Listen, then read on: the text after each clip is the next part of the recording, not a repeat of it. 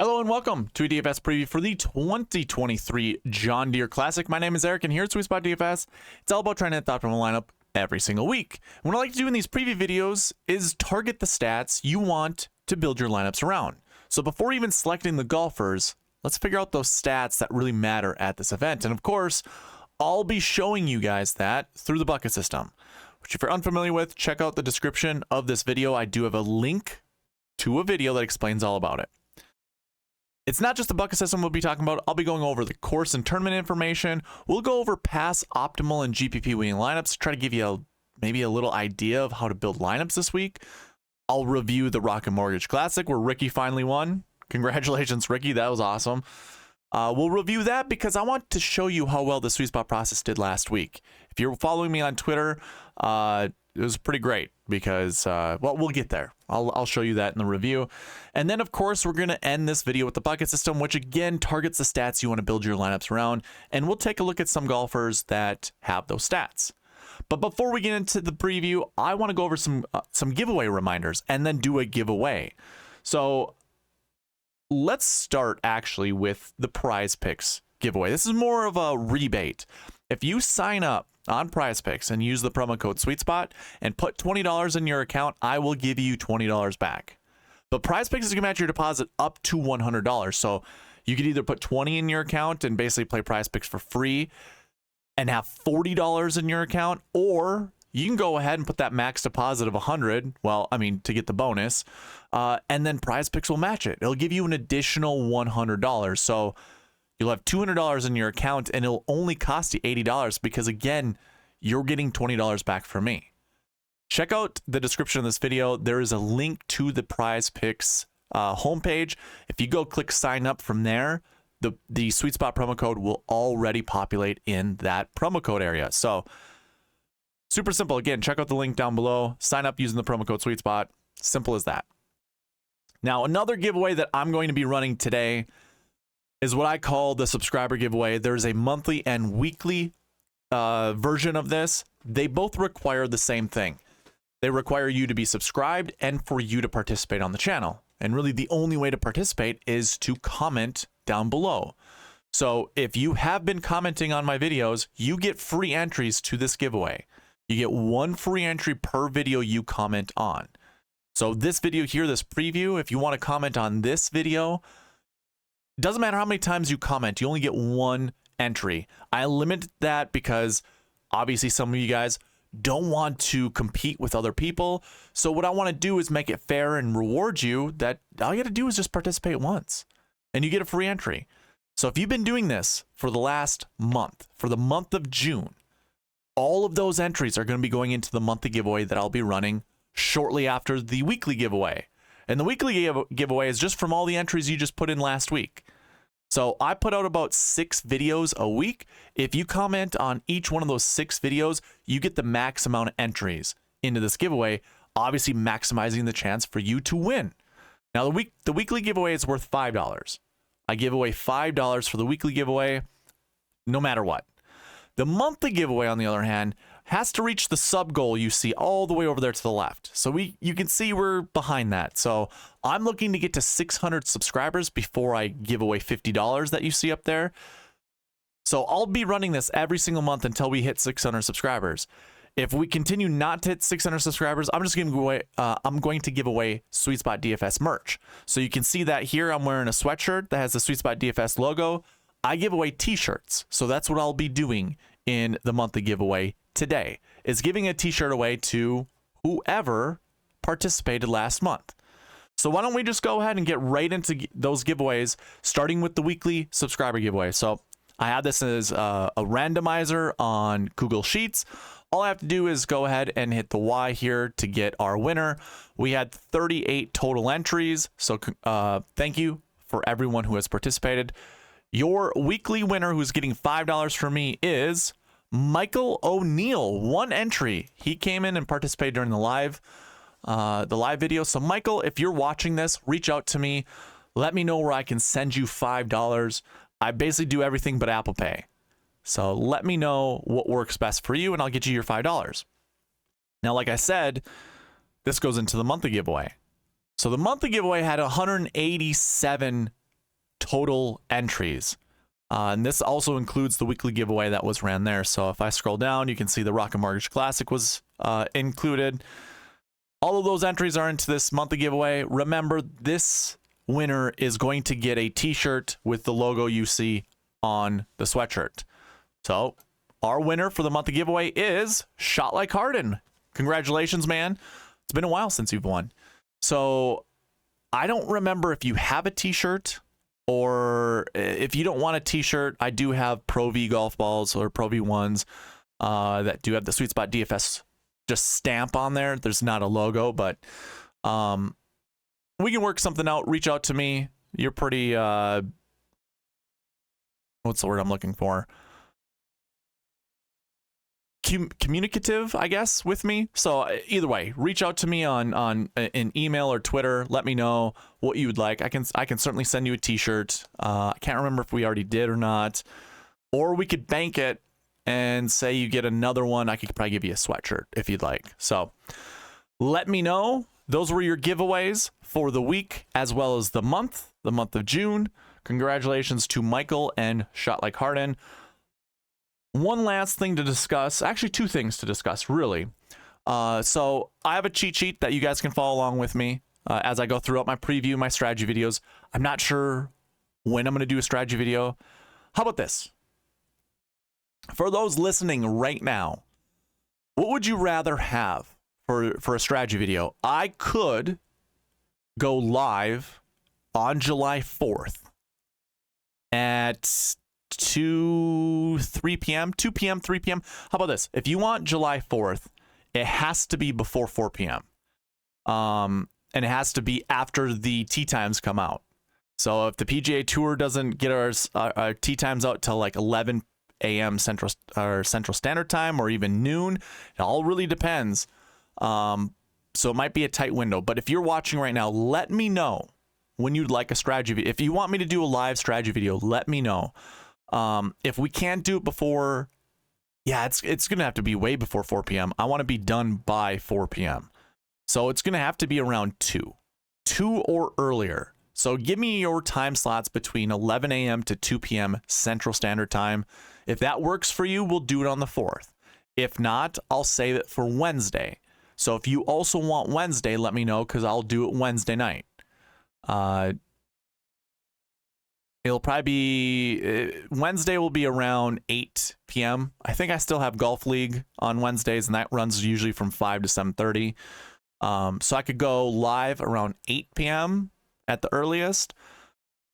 So let me know. Yeah, I'm gonna have to start building lineups then. I could probably build lineups tomorrow, honestly. Once the tee times come out, I'll have a good idea.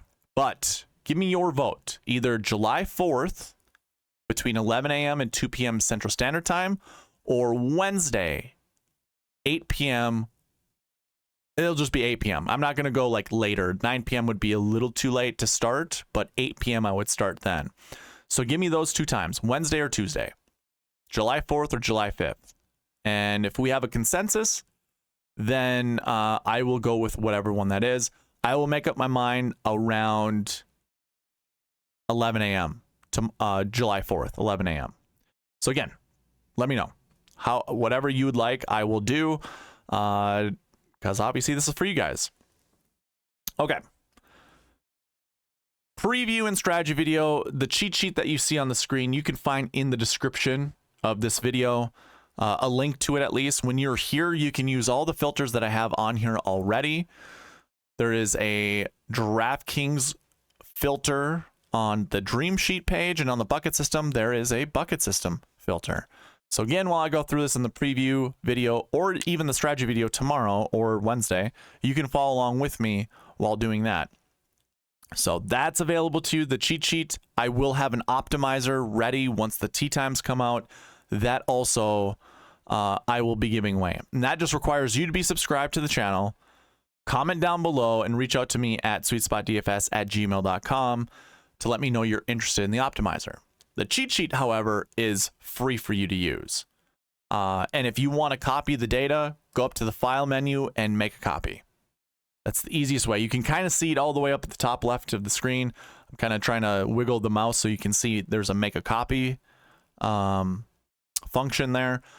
That way, when you do make a copy, it removes all of the locks that I have on the spreadsheet, because it is read-only for you guys. Anyways, now that we've gone over the giveaways, let's go ahead and jump into this thing and start with the course information, or the course and tournament information.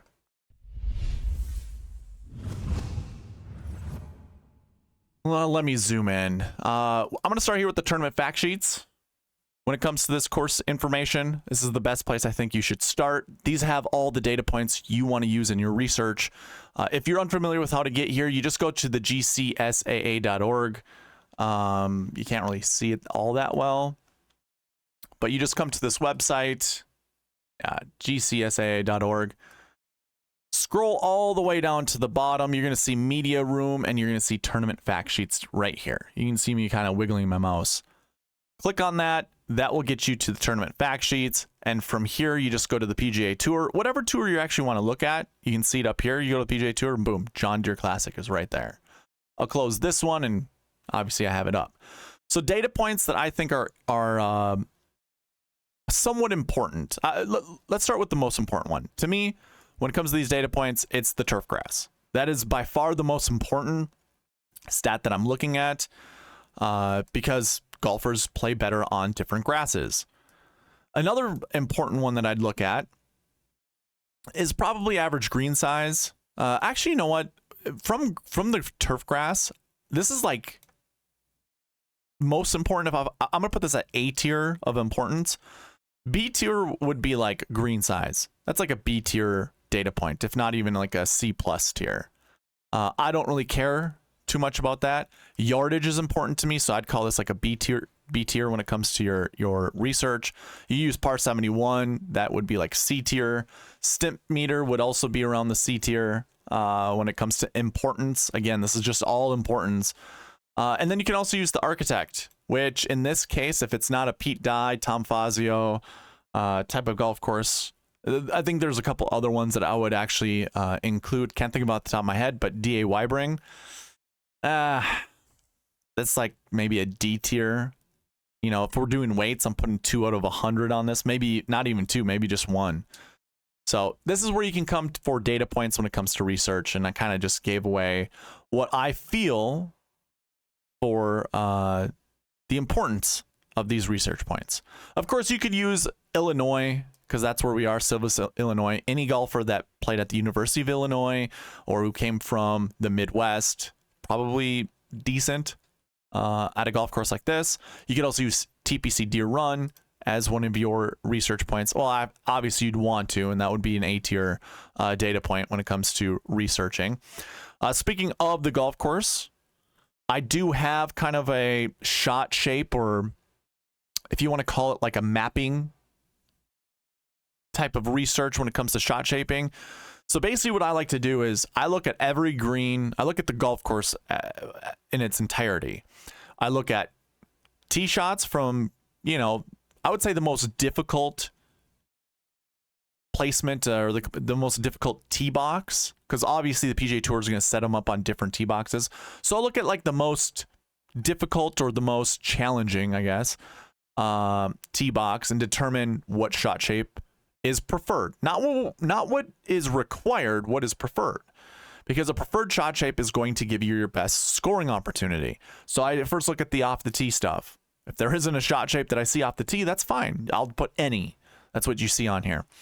And furthermore, when it comes to the greens, so I like plot out where golfers will hit most of their approach shots from. And when I look at the shape of the green, and I look at some of the bunkers that might be guarding the greens or any water that might be guarding the greens, I look at it from a competitive golfer standpoint, because I am a competitive golfer, to see which shot shape is probably the best to get it as close to the hole as possible, avoiding trouble, or just trying to slot in, you know, a ball to one of the more tucked pin locations that the PGA Tour might have. So again, this isn't necessary. This isn't required shot shapes. This is just based off of scoring potential. That's why I put the shot shapes up there. So as you can see, it's pretty even. You know, if you're kind of like reading the screen right now, it looks like just one draw off the tee when it comes to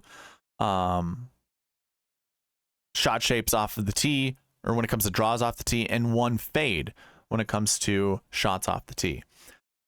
When it comes to like the approach shots, there's actually a few. I mean, this is more than we saw last week, and probably more than the Travelers Championship. I have 7 different shot shapes than just whatever one you want. So there's 3 draws that I see into the green and 4 fades that I see into the green. And again, these are preferred. You don't have to use this if you don't want to. If you do, I do have on the cheat sheet a shot shape column. It's not completely filled out. I have to admit, this whole year I've kind of neglected this piece of it. When I first started kind of podcasting, I was really into watching every shot and recording every single type of shot shape for each of these golfers. But with these new golfers coming into the tour, I really don't have their shot shapes. Like Ludwig Aberg up there, I don't have his shot shape. I also can't remember what he does off the tee. I know I remember watching Peter Quest, and I don't know where his price tag is, but he was hitting draws all over at the Rocket Mortgage Classic. So if I can find him, I'll update it. But I don't remember what Aberg did. There's a couple other golfers here that I couldn't tell you off the top of my head. I'd have to really look. I do know Taylor Montgomery hits fades. Probably one of the uglier golf swings on tour, in my opinion. Just throwing that out there. I think also Patrick Rogers. He used to hit a draw, I know that for sure, but I bet he hits a fade too. And it doesn't matter. I don't remember off the top of my head what some of these golfers do. But if I do know, I will update it. And if you guys know, let me know, because then I will update it accordingly. I just found Peter Quest, by the way. So you can use the cheat sheet to figure out some of these guys' shot shapes. And if anything, use it as a tiebreaker. Do not use it as like a primary source to choose your golfers. Because again, what I see with the golf course, it's like both shots would be great. If Max Homa was here, this would be a good golf course for him because he gets to utilize all the different types of shots that he has in his repertoire. Yeah, any other one that had like a shot maker, I think is a best type of golfer for this course. So with that being said, that's kind of the course information of this segment. Going into the tournament information, just some key points. Really, I guess let's go back to my results page. We can look at the winning score and try to determine. You could use this as a shot shape. So basically your average winning score, if we just eyeball this, is going to be around 21 under, 21 under. The lowest that we've seen is 27 under, which came from Michael Kim. And the highest looks like came from Bryson DeChambeau at -18. If I average all this out, we get -21 on the button. So -21 is the winning score. So we kind of got another birdie fest on our hands. If we scroll down and look at the cut scores, like the average cut score, -3 in 2022, -4 in 2021, -3 in 2019, -3 in 2018. So basically, it's just one better than the scores that I am highlighting right now. So, I mean, it's like -3. -3 is basically what we want. So you can use those for data points as well. So where the average cut score is around -3 or better, and then the winning score is around -21 or better. You know, like 18 to 21 would be fine if you wanted to, or 18 to 24 if you want to widen your search. Those would all be good data points to use. Going into more of the tournament information, we have a strength of field rating of 182. This is really low. This is like alternate field low. I can't remember a PGA Tour event currently this year that has had anything under 200. I thought the Rocket Mortgage Classic was going to have something low, but I believe they had like... Let me pull it up. I have to pull it up anyways for our review. So let me pull up the Rocket Mortgage Classic. Can't remember off the top of my head what it was.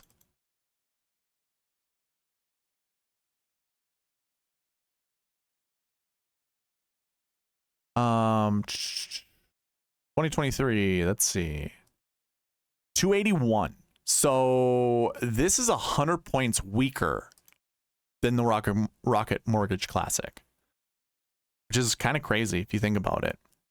So that's one data point you could use too when it comes to strength of field. Now, some people aren't going to have the same strength of field ratings as me. So whatever site you go to, just use whatever their strength of field is for this. I kind of exclude the home tour bonus that the old strength of field points used to give. So like if you're using Rick Run Good, for instance, his is going to be like 7 points different than mine. Most likely. Mine is always around 7 points off. And that's because I don't use the home tour bonus, which I don't know. It's a bit redundant, but sometimes with models, you do want to be a bit redundant to really find the best data. So anyways, 182. You're going to have 156 golfers in this field, and the cut's going to be the same, top 65 in ties. So use all of that to your researching purposes if you so choose. You don't have to. I really don't. I don't have the capability right now because I don't use anyone else's site. Just use my own data, and strength of field isn't used, but I would use strength of field when it came to my my researching. So that covers the tournament and course information, or the course and tournament information. Let's move on to the next segment, which is pass, optimal, and GPP winning lineups.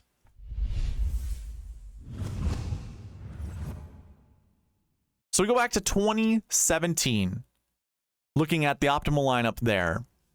It left $400 on the table. It started with an 11K Daniel Berger, 9K Zach Johnson, 3 7s and a 6. That equals 49,600. Now, if you are new to the channel, what I like to do, I usually advocate for the 10-9-8, 7-7-6 start. So that means starting with a 10K golfer, then going down to a 9K, then to an 8, 2 7s, and 1 6K. I always think it's important, if you want to win a GPP, to put a 6K golfer in your lineup, but furthermore, most likely to win or to hit the optimal lineup. Here you basically have that start, but we don't have an 8K golfer up there. Now, I do say you can make 2 substitutions. So wherever that is, if you want to drop 110 down to another 9, so it would look like 9-9, 8, 7-7-6, you can. Using that same example, you can use one more substitution. So if you do 2 9s, maybe you bump up that 6K at the bottom up to another 7. So that looks like a 9-9-8, 7-7-7 start. You could certainly build a lineup like that. That utilizes 2 substitutions. Here we used one. We moved one 8K golfer down to a 7. So that's why we have 3 7s. Moving on to 2018, our optimal lineup left $2,000 on the table. That's not super realistic. So I do have a realistic lineup right here. What I mean by that is you shouldn't try to target building a lineup that has $2,000 left on the table, unless you think there's an egregious misprice for a golfer that you think should be like 9K and instead is like 7K. And that's your $2,000 difference. I doubt you're going to see that this week, and I doubt you're going to see that most weeks. Don't chase something like this. We want to be realistic with our optimal lineup hunting, not something like this. But this optimal lineup did start with an 11K golfer, by the way. So that's 2 years in a row so far we've seen 11Ks in the optimal lineup. And then we have a 7, 7, 7, 7. So that's 4 7s and a 6. Well, I mean, I would say that does use, well, I would say it uses 2 substitutions, but I don't really believe that it uses 2 substitutions, because moving a 9 down to a 7, to me, that counts as 2 substitutions, because you're going from a 9 to an 8 and then an 8 to a 7. So we're kind of using 3 here. That's not super realistic, though. Instead, we could go an 11K golfer, 2 8s, 2 7s, and a 6. And that way we sub one of our 9Ks down to another 8, and boom. We're $300 under the salary cap, $48,700. And this lineup isn't too far off from the optimal lineup. In 2019, we also left a lot of money on the table for the optimal lineup. $1,600 to be exact. And with that lineup, we start with a 10K golfer with Joaquin Niemann, 9K golfer with Lucas Glover. And then we have 3 7Ks, and believe it or not, another 6K golfer. So 10-9, 7-7-7-6. That was your optimal. So we skip an 8 and we sub it down to a 7. Again, I don't really advocate for leaving that much money on the table. Now, this is the first year I actually recorded the $1 or a GPP winning lineup. So this was a $1 GPP winning lineup. It did also start with Joaquin. It's all the golfers here in blue. So it started with Joaquin Niemann and Colin Morikawa. Actually, so it would start with Colin. So it was a $10,700 golfer with a $10,200 golfer. This is going to be very stars and scrubs build. Nick Watney at 8, Dylan Fratelli at 7.6, Sam Saunders at 65, and I believe we got to scroll down to find our last one. There he is, Michael Thompson at 7K. So that's 2 10Ks, 2 7Ks, 1 8, and 1 6. So kind of also works once again. If you want to think of it in a different way, because we already have our 2 7s, right? Nah, never mind. We'd have to make more than 2 substitutions to get here. So we had 2 7s, 2 10s, an 8, and a 6. So we're only missing the 9. We sub 1 9 up to, I suppose that's how we do it. Yeah. We sub 1 9 up to a 10, and then we have our common sweet spot build. Now, a more realistic optimal lineup left $200 on the table. That also started with Joaquin Niemann, Lucas Glover at $9,800, Nick Watney at $8,000, and then 3 7Ks. So that's a 10-9-8, 7-7-7 approach. So different ways to get there. More realistic were the GPP winning lineup as well as the one I just noted. Not so realistic was the optimal lineup. In 2021, your optimal lineup use up all $50,000 of the salary. I don't think we start with a 10K golfer though. Doesn't look that way. So we have 9,500 Kevin Na, 86 Lucas Glover, 83 Ryan Moore, 81 Sebastian Munoz, 89 Patton Kizzire, and then a $6,600 golfer. That's crazy. If you were worried about this week being weak, look at that leaderboard. And not so much just look at the leaderboard of names, look at the leaderboard of prices attached to those names. $9,500 Kevin Na, $8,600 Lucas Glover. In what world are we living? $8,300 Ryan Moore. You know, like, I don't think in 2021 those guys were at their peak. So, and Patton Kizzire 89. I mean, we haven't seen him more than $7,400 this year, something like that. So, you know, the pricing for this week is kind of hard to digest, but further proof of it being, hey, just go with it, is 2021. So $50,000 was used. Now your $1 GPP winning lineup was very similar, pretty close, but it actually had 2 9Ks in Kevin Na and Seamus Power, 3 8Ks, 2 8Ks, Lucas Glover and Ryan Moore, and then 2 7Ks in Luke List and Henrik Norlander. So that's really interesting. 2 9s, 2 8s, and 2 7s. You don't really see that too often, but we had it in 2021. In 2022, your optimal lineup left a lot of money on the table, left $2,700 on the table. Don't do that. That's unrealistic. That lineup started with $9,100 Christian Bezuidenhout, $8,900 Scott Stallings, $8,000 JT Poston, 7K, 7K, 6K. That was $47,300. So it did have your 9. It had 2 8s, 2 7s, and a 6. So really, you're moving one 10K down to an 8K. That is 2 substitutions, but I just don't advocate for that. Don't do that. The GPP winning lineup and the sweet spot optimal for that year was the exact same. And it's basically the golfers here with the green and the blue. The green salaries, the blue names. So we have McCarthy at $9,900, Stallings at $89,000, $8,400 Cam Davis, $8,000 JT Poston, and then 2 7Ks. I'm pretty sure that's not really the sweet spot optimal that I have nowadays, where I use the buckets, everything that's considered, because I don't think we would ever want to choose 3 8K golfers, because it never really shows up that much to be in the optimal lineup. So I think this is more of a realistic lineup that has all 6 golfers inside the top 10 that you can get to building pretty easily. Very interesting. We didn't see a 10K golfer here. Just to double check, in 2021, yeah, no 10K golfer inside the top 10 for 2021 either. So we started off 2017, 2018, 2019 with 10K golfers in the optimal or in the GPP winning lineup. but when it comes to 2021 and 2022, we did not. So keep all of that in mind. I'll talk more about salaries when it comes to this week's event. I mean, there's really no reason to talk about some of these guys or even to get into that. We'll use the bucket system to project how many golfers we're going to think are going to be inside the top 10 for each salary price point. So I'll save it for that. This wraps up the Pass Optimal and GPP winning lineup segment. Let's get on to a review for the Rocket Mortgage Classic. So we kind of brushed up on this in the preview video in the beginning of it. Ricky Fowler won in a playoff. I didn't say the playoff part, but he did win in a playoff against Colin Morikawa and Adam Hadwin. Ricky had to birdie the last hole in regulation. Let's call it that way, like this is a real sports event. I mean, it is a real sports event, but like basketball or anything with a shot clock or a clock. Ricky wins because he also birdies the playoff hole. It was amazing. By the way, for those that are wondering, what was Ricky Fowler's ownership? Was it even close to anyone else's? Let me just go ahead and put this filter on and go sort by ownership.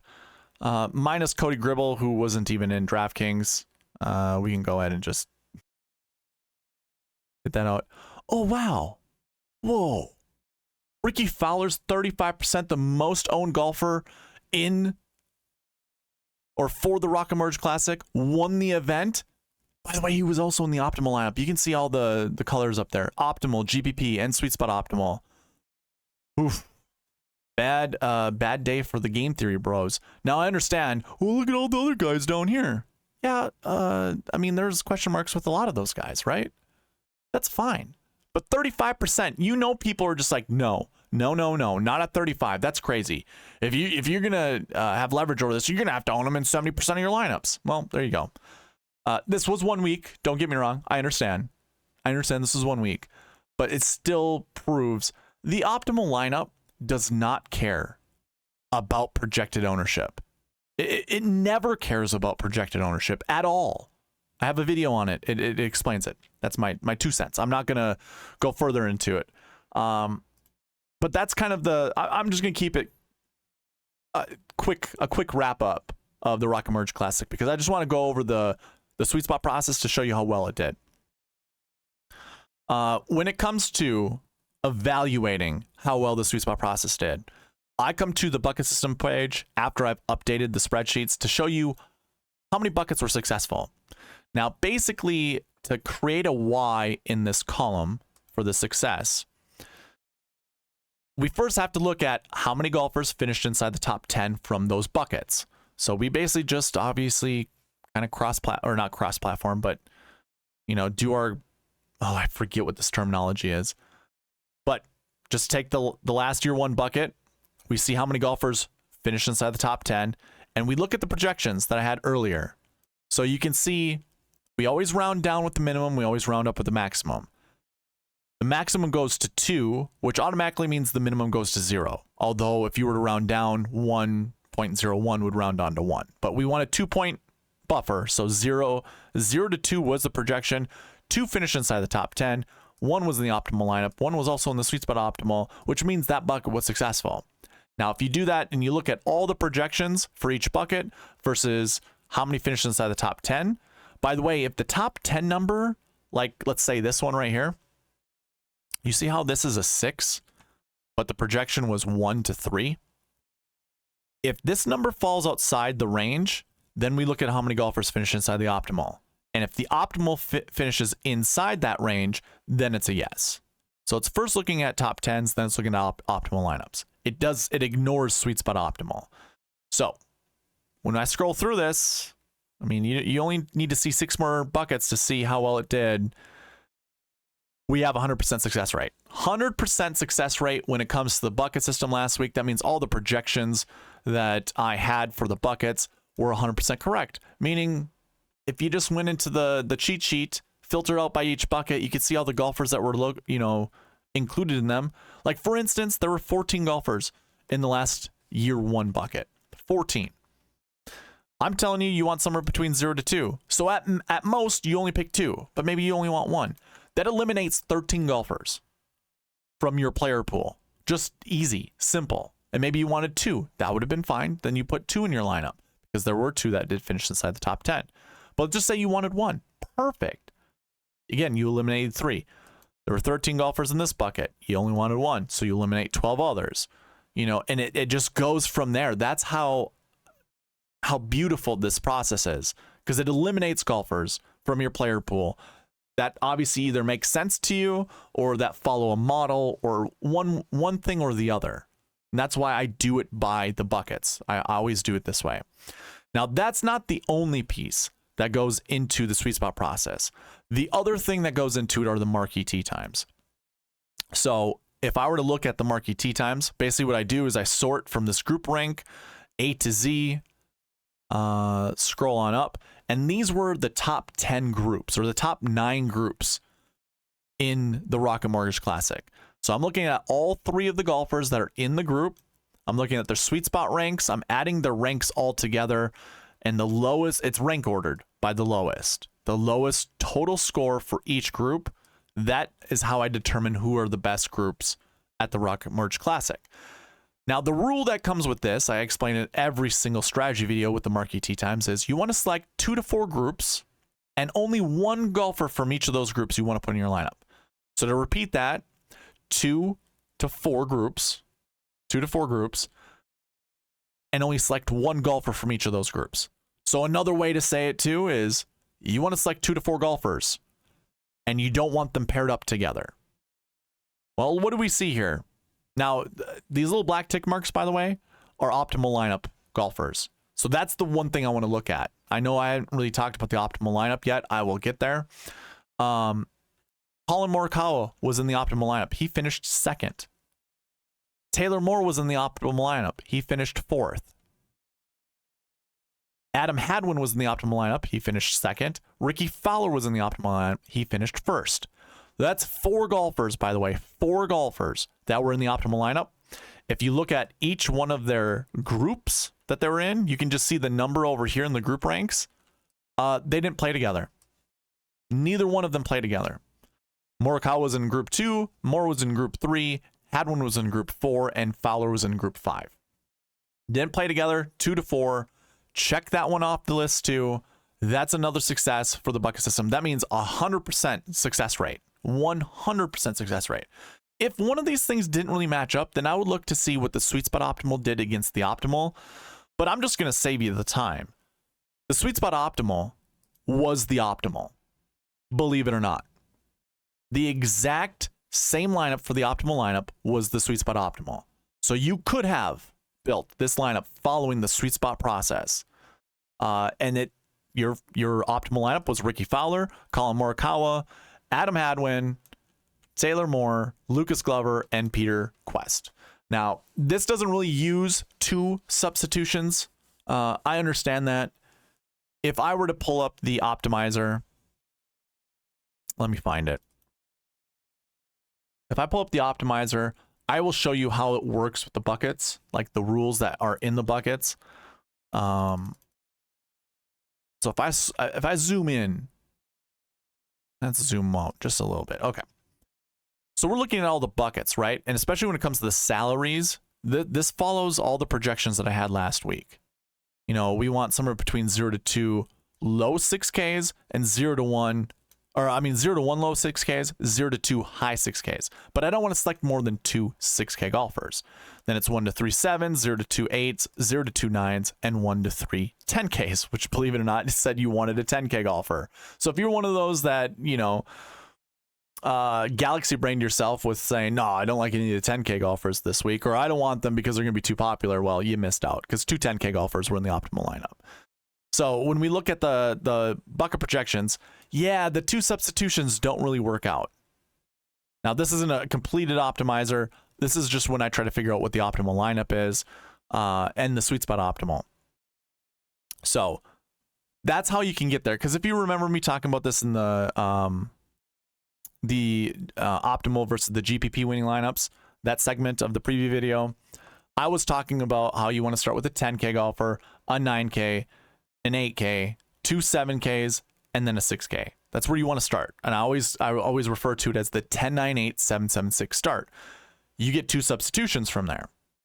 Well, I mean, okay, so we have one 10K golfer. That's wonderful. You can see we don't have a 9K golfer. So we actually substitute one of those. Actually, I just galaxy brained myself. You did make two substitutions. We don't have a 9K golfer. We sub that 9K golfer up to a 10K golfer. So now we get our two 10Ks. There's our 8K. Hey, there's our one 7K. We need another 7K, but we can make one more substitution. We move that one 7K down to a 6K, and there you go. I just galaxy brained myself. So it all works out. You make your two substitutions. Obviously, it's still, again, the sweet spot optimal was the optimal. It's 100% success. I mean, it's 100% without even having to make any excuses. It just hit. I did not hit the optimal lineup. I was too infatuated with the 7K range and trying to figure out patterns and trends to select my 7K golfer. Let me explain really quickly what I did. So basically, I've been doing this every single week to try to figure out, because the 7K range is what I like to deem as the glue that holds the 10K and the 6K range together. Because you do want a 10K golfer most of the time, and you do want a 6K golfer most of the time. So I just did this. I went to salaries, and I just looked at the 7K range. And I should say this. I went back every single year. So I'm going through 2019, 2020, 2021, 2022, looking at all the 7K golfers. I'm doing this exact same thing, trying to figure out what was the most common trend. And this is what I found out. You sort by recent form average.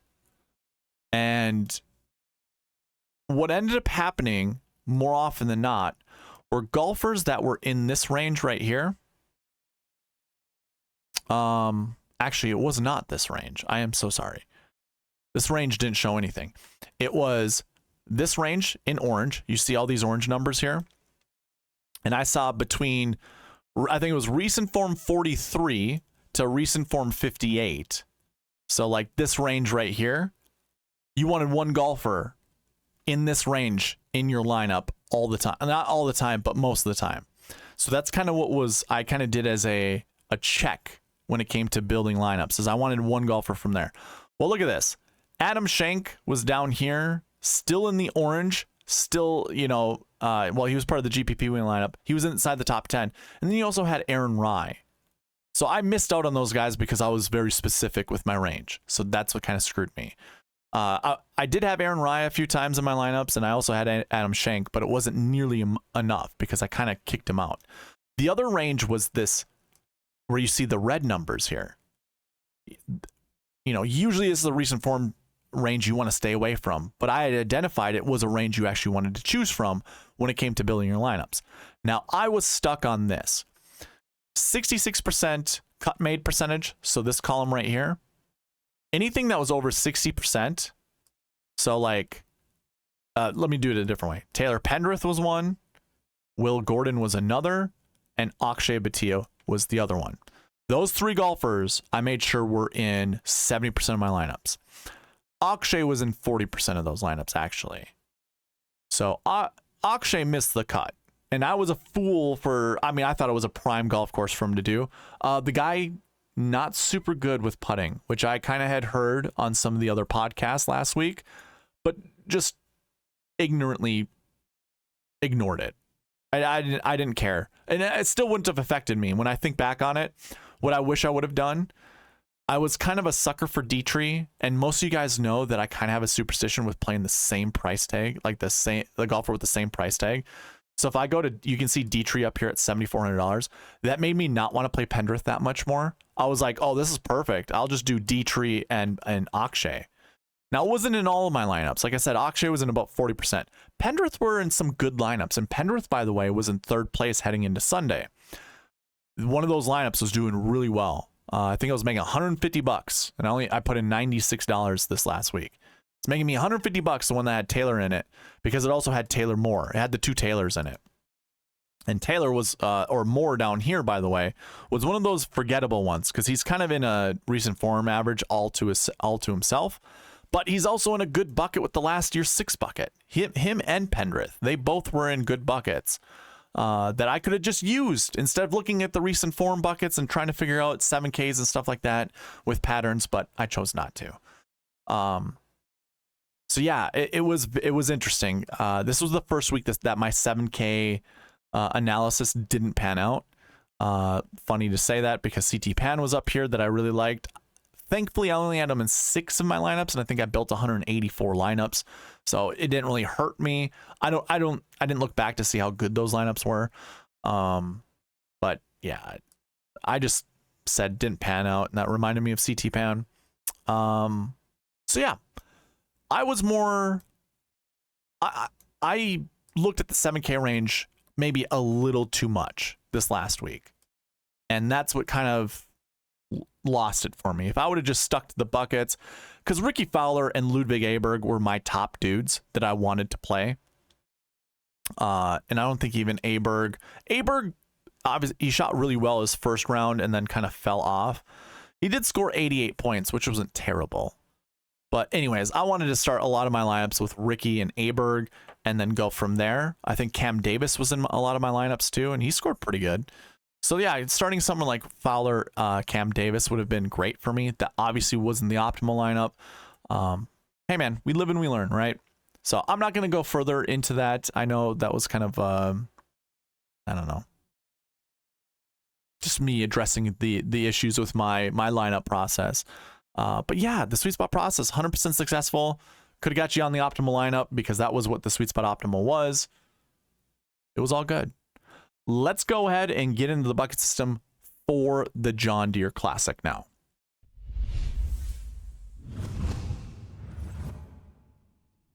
All right, talking about the bucket system, I'm going to try to go through this pretty quick. I'm going to hide some of this irrelevant information that we don't need to see right now. And if you want to follow along with me on the cheat sheet, you certainly can. Remember, the cheat sheet is found in the description below. Click that link. It'll get you to the cheat sheet where you can also go through the buckets like I do. Now, I'm just going to go bucket by bucket.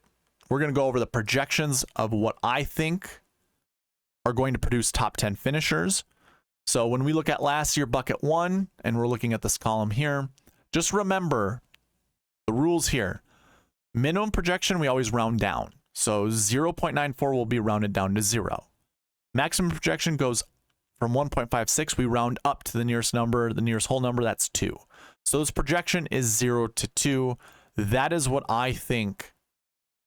That's how many golfers I think will come out of this bucket to finish inside the top 10.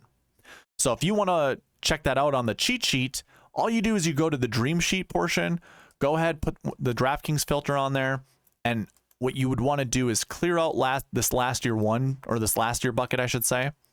Clear that out and just select 1. And this is where you find the golfers that are in that bucket. So I was kind of talking about this with the review. It's like, this is what I love about the bucket system. So the projection is 0 to 2, much like it was last year or last week at the Rock and March Classic. So find 2 golfers you like, cut the rest out of your player pool.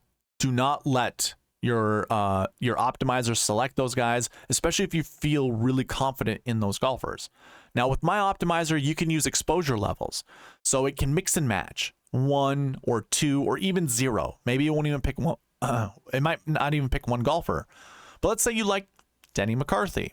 I mean, I think that's a solid play. He's been trending up extremely well, by the way. Is he the only golfer that has the best he's in the... No, he's not. Okay, we'll talk about that when we get there. Either way, it's a pretty good price tag. Emiliano Grillo, by the way, or Grillo, sorry, Emiliano Grillo, he's number 1 in my model, and he's $9,200.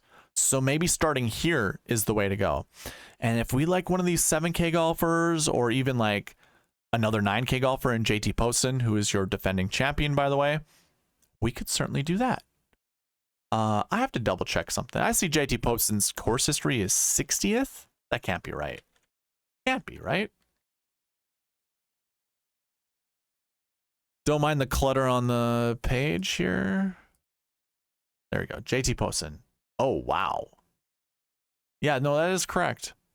A miscut, 65th, 64th, and then a win. So course history might not be super important to look at. We'll see. We'll get there when we get to the buckets.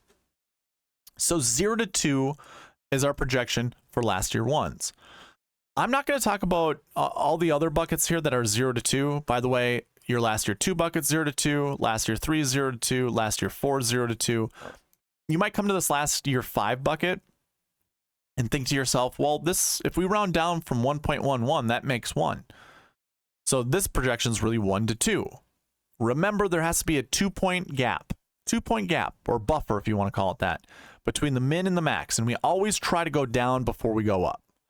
So because we can, since this rounds up to 2, this then becomes 0. The minimum becomes 0. There's also another way to look at this. So you see this projection down here. This would be 0. This would be 1.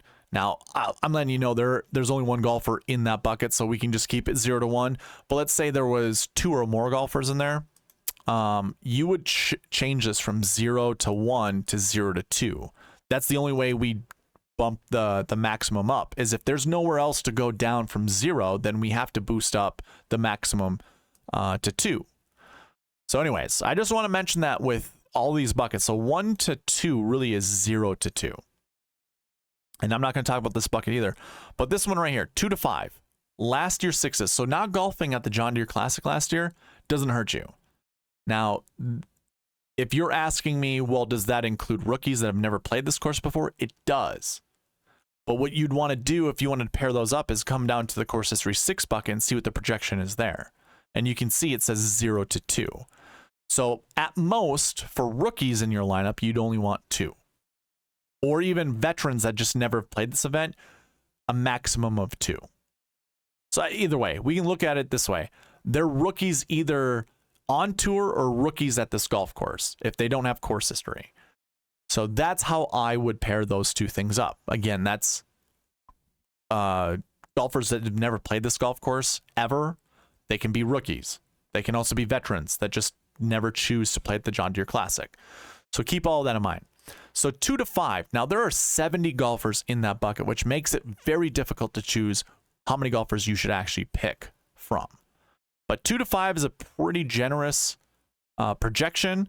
You can also look here. We have seen at least 3 from this bucket inside the top 10 every single year. And it has 100% frequency rate, obviously. Now, also, by the way, we have seen 3 golfers in the optimal lineup from this bucket every single year we've had price tags, or prices. Salaries, sorry. So that's something else to keep in mind. So if we take a look at that bucket, and we go and look at last year's 6s, Russell Henley's there, Ludwig Aberg's there, Cameron Young is there, Eric Cole. You know, these are some interesting names. Like Aberg, by the way, one of the more interesting golfers to choose from.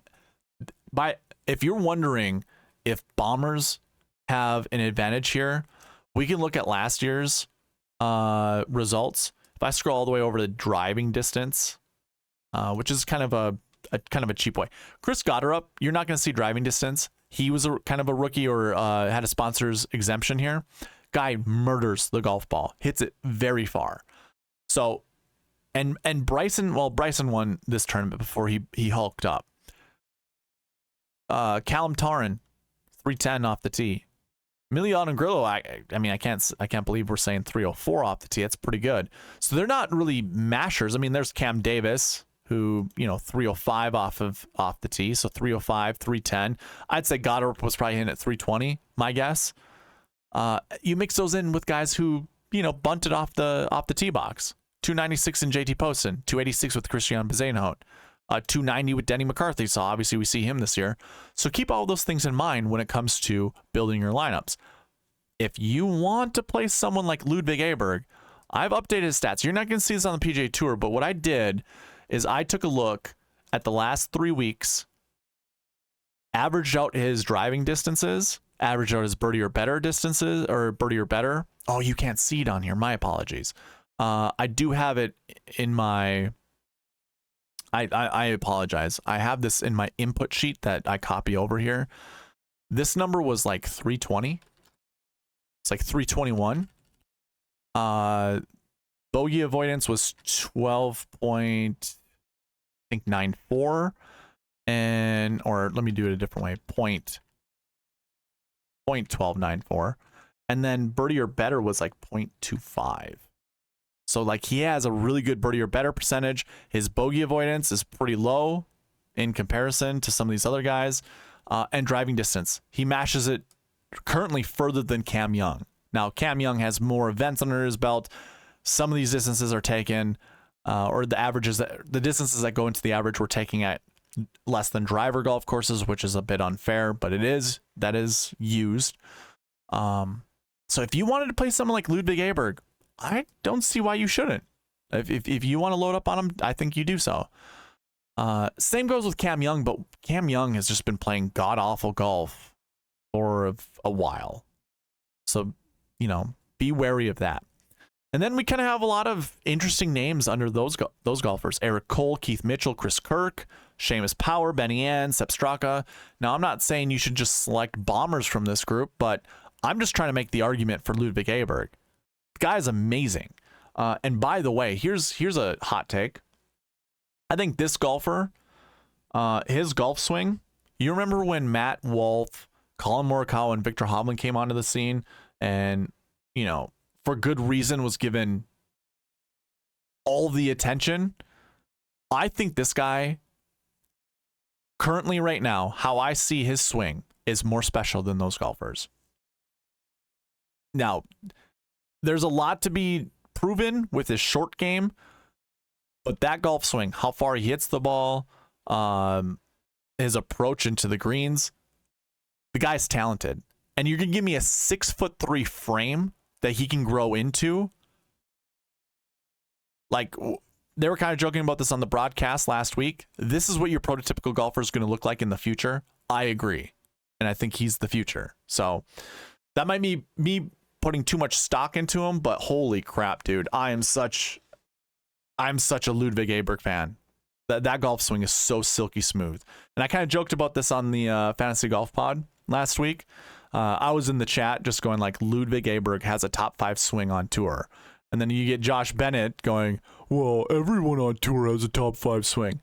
I'm saying on tour, not in life. Not all golfers everywhere. Because duh, like that's stupid. On tour, on the PGA Tour, Ludwig Aberg has a top 5 swing, in my opinion. So that's all the gas that I'm going to give Ludwig Aberg. If you guys want to play him, if you're doing one bullet, maybe don't play Ludwig. But if you're playing him, if you're doing like 20 or more lineups, man, I'm peppering him. I want him in 30% of my lineups. That's how I'm going to do it.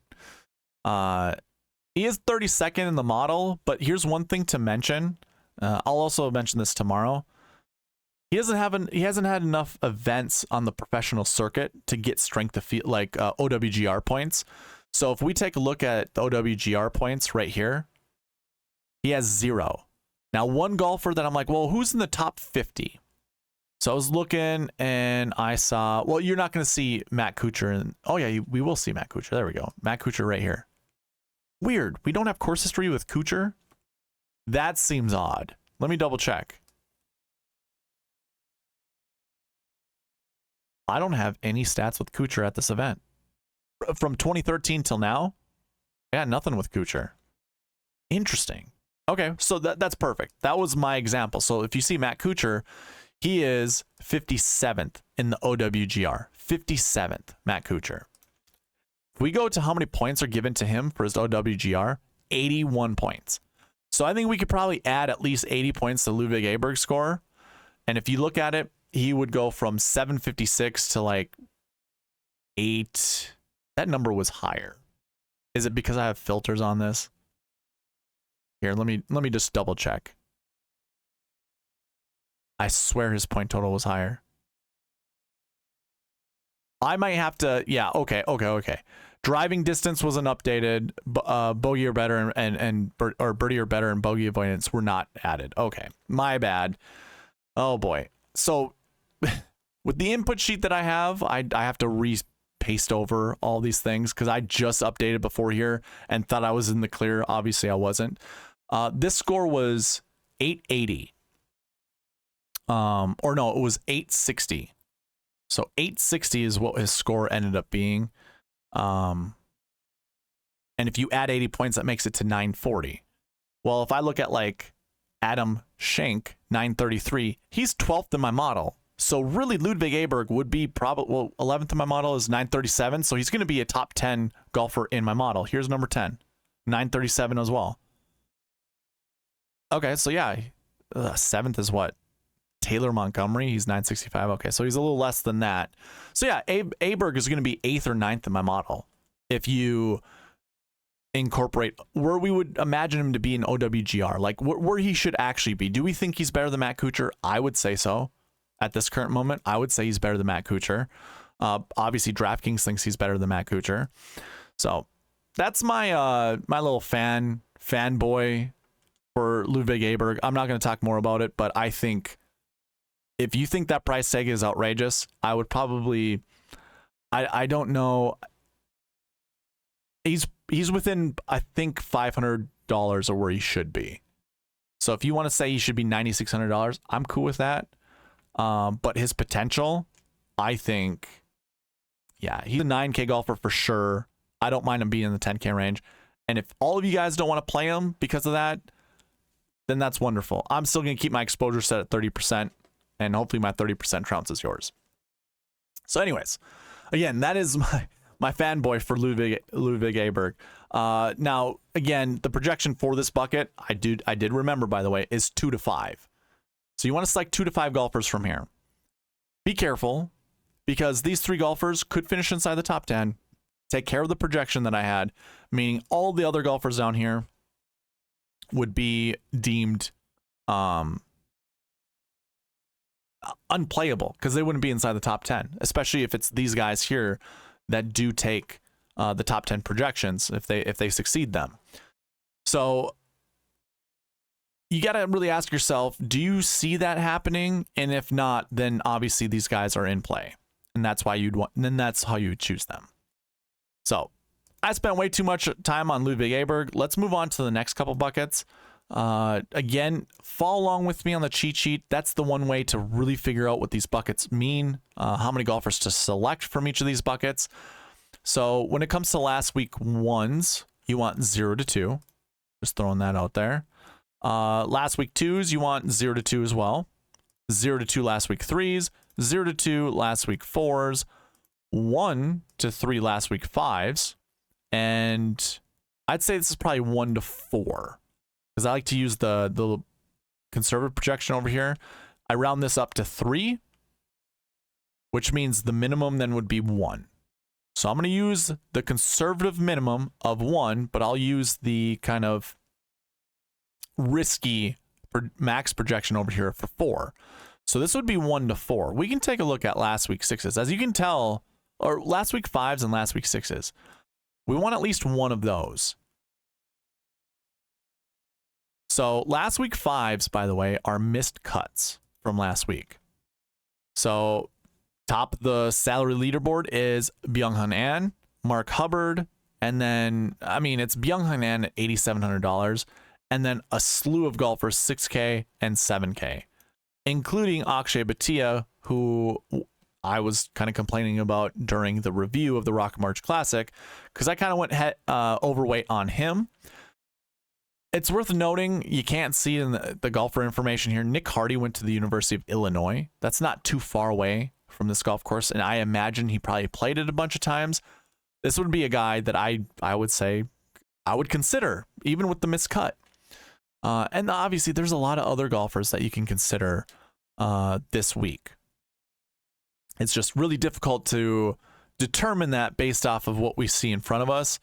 It's just a lot of value plays is what it looks like. So not a bucket that's really easy to select from. Again, I shouldn't say again, but we have 62 golfers in that bucket. That's a challenge. The other bucket, though, has just under 40, and we want 1 to 4 last week 6s. These are golfers who did not play last week, which includes your past champion and JT Poston. We also have Taylor Montgomery. Now, Patrick Rogers withdrew from the Rocket March Classic, so I don't even know if he's available. I don't know if he's going to withdraw from the John Deere Classic, but be careful with that. Also, careful with Scott Piercy, because he also withdrew last week. So, yeah, I don't really know. I kind of read up on it, didn't really give us a reason. So keep your eyes peeled for that. I imagine, well, I was going to say, I imagine that this will bring the projection down, but it's not going to bring it down that much. I think it's worth noting that this bucket, it uses strength of field points, which looks like there are 90 points that go towards it. 50% of your strength of field points come from this bucket. And that does go into the projections. So be careful with that. Kind of interesting. Oh, I'm so sorry. There's so many golfers to look at. I didn't even see that it wasn't scrolled all the way down. So it doesn't just start with JT Poston. We got Denny McCarthy, Russell Henley, Cam Young, Eric Cole, Keith Mitchell. Yeah, so this is a good bucket to select golfers from. A lot of points come from this one. Way more than I originally thought. So either way, this is kind of a difficult bucket. 1 to 4. Once again, be careful because 3 of the top guys could finish inside the top 10, and you could probably only play 2 of them at most. There's no way you're going to build a good lineup with 3 of them. So if you do like 2 of them, I think that's fine. If you do like 2 and you can fit a third or even a fourth one, then by all means do so. But I imagine if you do select those 2, you probably can't play the other guys because they're going to be somewhere in the 9, 8, or 7K range. And if they're kind of in the higher 7K range, you can put all 3 of them together. So be careful with that. I don't even know if that's the right way to go about it, but it doesn't seem smart to do that. So that covers your last week buckets. Course history buckets, we can kind of cruise through this as well. 0 to 2 course history 1, 0 to 2 course history 2, 0 to 2 to course history 4, 0 to 2 course history 5, and then 1 to 2, but obviously that's 0 to 2 course history 6s. The only one that is a little different would be this 1 to 4 course history 3. So this is kind of your in the middle of course history. This could be anything from, golfers who have just a flat 20 to 40th, or I'm sorry, 40th to 60th place course history, because that's what the course history 3 bucket is that 40 to 60 range. You could just have all finishes like that, or it could be top 20s mixed in with some missed cuts. That also can be in this course history. So from this bucket, again, we want 1 to 4 golfers in our lineup, or at least we're projecting 1 to 4 to be inside the top 10. And it drops off pretty fast. Goes Denny in the 10K range. We have 4 9K golfers: Keith Mitchell, Adam Schenk, Chris Kirk, JT Poston. 1 8K golfer in Sepp Straka, and then it drops down in the 7s and the 6s. So really that could tell us one of 2 things. One, maybe you want 2 guys here in the 9K and above range, or possibly you want 4 golfers that include 2 7Ks or a mix of a 7 and a 6K golfer, to go along with maybe a 9K golfer and another, or a 10K golfer. So this one would be more challenging to select a golfer from, but it's definitely a bucket that you want to pay attention to. Moving on from there. So that kind of covers the course history buckets. I don't want to, like I said, I don't want to go into every bucket in detail. You have the cheat sheet available to you down below. I'm giving you the tools on how to project each of these buckets based off of what you see on the bucket system page. That way you can make kind of a better informed decision when it comes to building your lineups. Now, when it comes to the recent form buckets, we have 0 to 2 for recent form 1, but really there's only 1 golfer in it, so it's, the projection is actually 0 to 1. We have 1 to 3 recent form 2s, 1 to 4 recent form 3s, 2 to 4 recent form 4s, and then 0 to 2 for the remaining buckets down here, recent form 4 and 5. This one might take a little bit more attention to, only because if you look at this recent form 1 bucket, I look at the success rate, which is how many golfers from the recent form bucket over the last 10 years have finished inside the top 10. The answer to that is 35% of them. That's a really high success rate, a really high success rate. So if we take a look at this golfer who has a recent form bucket 1, who is it? Kind of cheating. I'm trying to look at it first. Doug Ghim. Do we think Doug Ghim has a 30% chance to finish inside the top 10? It's possible. I don't think...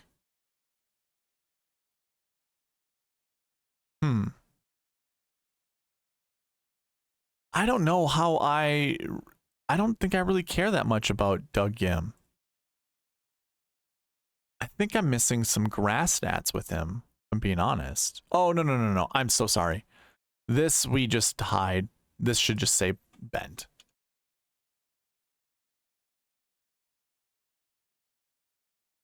One small little thing I did not notice.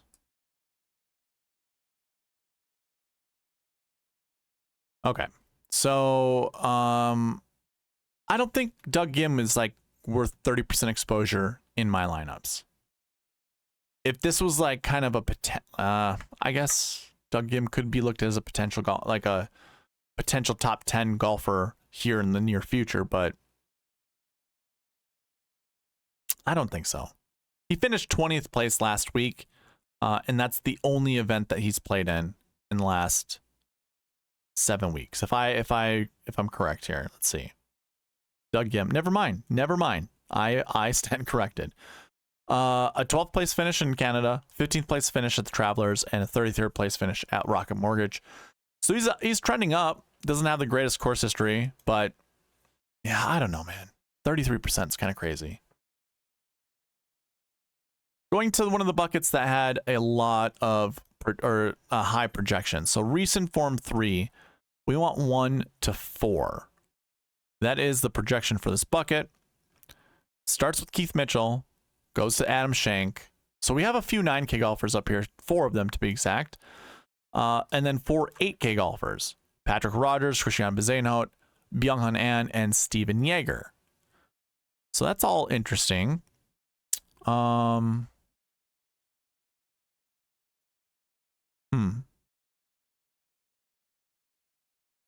I kind of like the 7K range too. Some of the golfers that are in the 7K range. So 1 to 4, maybe it's a good, this is actually a good bucket to select like maybe 3 or even 4 golfers from, just because of the tiering that we kind of see, like the price tiering. Like I wouldn't mind playing Grillo, sorry. Kirk. I got no issue playing Kirk or Schenk or even Keith Mitchell. I've got no issue playing any 4 of those guys. In the 8K range, I probably have a little bit more reservations because I like Yeager. I don't really care too much for Benny Ann. I also don't really care too much for Christian Bezuidenhout. And I also really don't care that much about Patrick Rogers. 7K range, I like some of these guys to round out my lineups with. So, yeah, I mean, 1 to 4 is the projection here. Going to the next one, recent form 4s, that's also, well, this is a 2 to 4 projection. Actually, yes, this is 2 to 4 for the projection. When it comes to the recent form bucket, recent form 4 bucket, sorry. And this one starts with Cam Young, Taylor Moore, Seamus Power, JT Poston. So those are some good names to build your lineups around. 8K range, Taylor Montgomery, Nick Taylor, Matt Kuchar. That's so-so. But 2 to 4 is the projection on this bucket. So that's super interesting. I can't really see a golfer that is gaining or like garnering my attention right now. I don't mind going back to someone like JT Poston, by the way, but I almost feel like Taylor Moore might be a good play. Maybe even Cam Young. I don't know. It's, wow, very unique. Skipping past the recent form buckets, we can get right into the salaries. Like I said, I don't want to spend too much time on each of these buckets. So when it comes to salaries, looks like we want somewhere between 0 to 2 10K golfers, which I find very interesting because this isn't a jam-packed 10K leaderboard, if you want to call it that. You have Russell or Denny McCarthy, your top price guy. Russell Henley, $200 cheaper. Ludwig Aberg, 10-1, and then Cam Young, 10,000. That's a very soft 10K range. You know, we don't have like 10-9 or 11K and above. 10-6 is very manageable if you wanted to build lineups with any of these 10K golfers, especially Denny McCarthy. So 0 to 2. Now, we've never seen more than one in an optimal lineup, but I believe during the past optimal and GPP winning lineups, we saw 2 inside or in the a GPP winning lineup. So it is possible to have 2 10K guys. I think I'd probably just stick to 1. I don't know if I want to pair up 2. So probably do that. An interesting range is this 9K range. So this 9K range has had a 27% success rate dating back to 2017. So that mixed in with the strength of field points that go towards it, 1 to 3 is the projection for 9K golfers. Meaning you want at least one 9K golfer. We have 9 of them to choose from.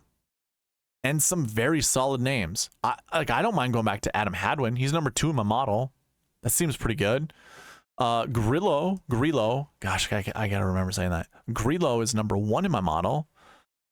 Taylor Moore's number 6. Keith Mitchell's number 8. All these guys are reasonably priced. Maybe JT Poston's the only one that might not be a good price just based off of his sweet spot rank, but he is the defending champion.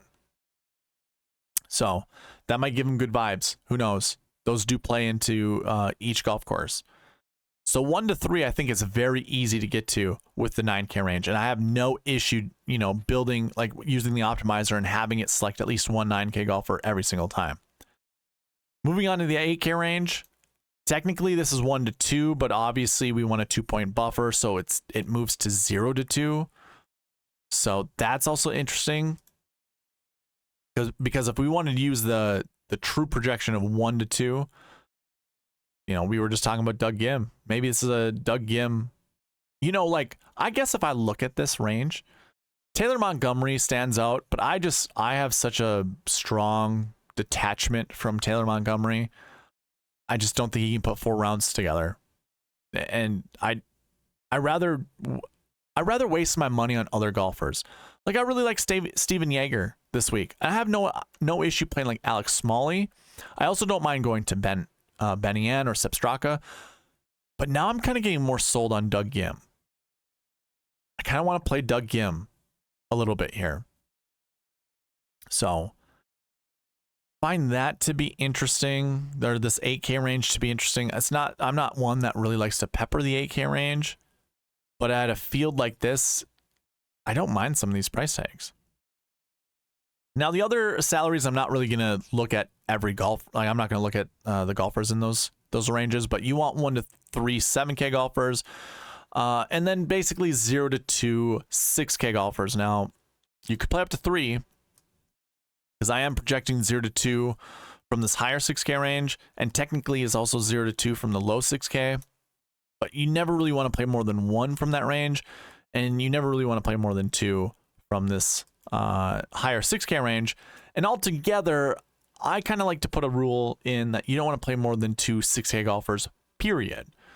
So I would keep that in mind. And then when it comes to the strokes gain buckets, if you're unfamiliar with this, I would highly, highly encourage you guys to go check out the bucket system video that I have linked in the description down below. I explain what these buckets are. If you just want to follow along on the cheat sheet, I highly encourage you guys, go to the strokes gain bucket, make sure you have the filter on, and sort A to Z. You can see that this is color coordinated based off of the buckets. So all these golfers' names are color coordinated based off of the buckets that they're in. So when I go strokes gain 1, you can see this is that dark green color. These are all your strokes gain 1 golfers right here. When it comes to the projections here, we want 0 to 2 strokes gain 1. It's pretty solid. 0 to 2 to strokes gain 2. 1 to 4 strokes gain 3. 1 to 3 strokes gain 4. 0 to 2 strokes gained 5, and 0 to 2 strokes gained 6. But really keep strokes gained 6 to 1, if or less, I would say. So when we're looking at 2023, or I'm sorry, we're looking at this week, 0 to 2 strokes gained 1. Well, that's kind of easy because it goes Chris Kirk, Nick Taylor, and it drops to the 7K range and into the 6K range. There's no golfer here that I'm like, you have to play. So 0 to 2 is a great projection. The next one, technically the projection was 1 to 2, but obviously 0 to 2 is what it ends up becoming because we want a 2-point buffer, and we always go down with the minimum first before we raise the maximum. So 0 to 2 here as well, and this has Ludwig Aberg in it, Keith Mitchell, Adam Schenk, Taylor Moore. I think 0 to 2 is an interesting projection only because I like more than 2 guys, and I could see more than 2 guys from this bucket finishing inside the top 10. Now, sometimes the bucket projections, are incorrect. I will still stick to those projections, meaning I won't play more than 2 golfers from this range. I think I can easily cross off Trevor Cohn, Matty Schmid, Kevin Tway. Those 3 guys I can just kind of cross off. I will play at least one of them. Let's just one. Each one of them will be in one lineup by themselves. Obviously, I'll own them or I'll roster them less than 1% of my total lineups. Carson Young, S.H. Kim. I probably am going to stay away from Peter Quest, although his performance last week was kind of encouraging. I don't like to play Bo Hosler. I'll probably skip him. Rogers, we'll see what his injury status is. Montgomery, I don't think he really has a very good swing. I don't think he can also put 4 rounds together. So it kind of leaves me like these guys or these 2. Or not even or these 2. Could it be one of the guys from the top and one of the guys from the bottom? But yeah, I don't know. I don't mind going to more. I don't mind going to any of these guys, by the way. Any one of these guys, I think, is a fair play. Absolutely fair play. The rest of these guys are very questionable to me. Very questionable.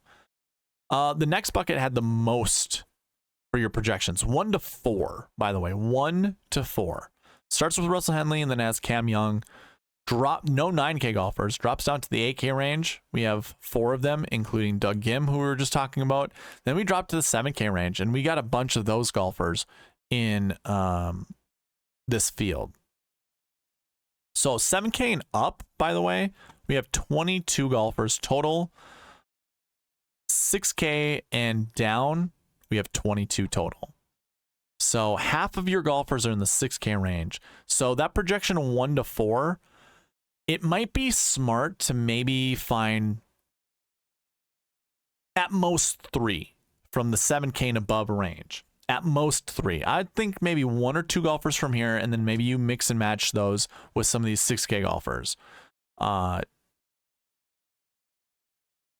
Which also means it's going to limit your player pool. Because if there's 44 total golfers here and you only want to play up to 4 maximum, that means you're cutting out, 40 golfers from your player pool.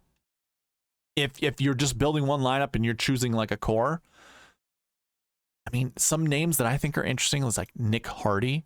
Don't mind playing someone like him. I'm kind of warming on someone like Ryan Palmer, but I kind of want to stay away from him.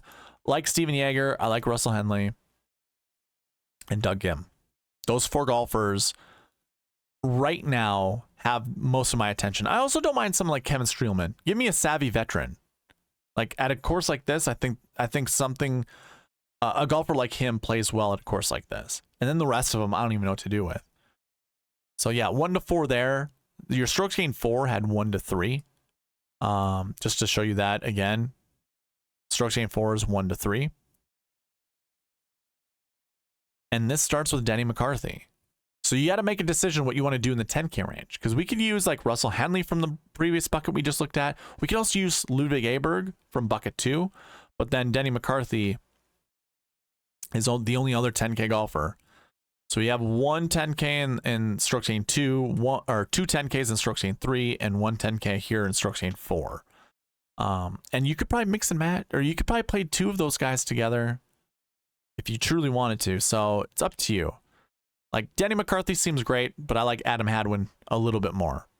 And I don't mind going to someone like Eric Cole or even like Seamus Power. I don't mind going back to someone like Seamus Power this week.